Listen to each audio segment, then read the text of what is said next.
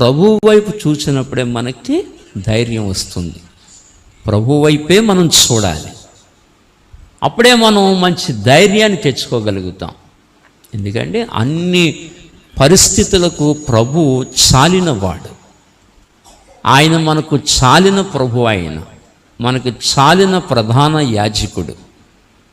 అందుకే మనం మనకున్న పరిస్థితులను బట్టి మనం చూసుకున్నాం అనుకోండి, కసిగా మనం కృంగిపోతాం.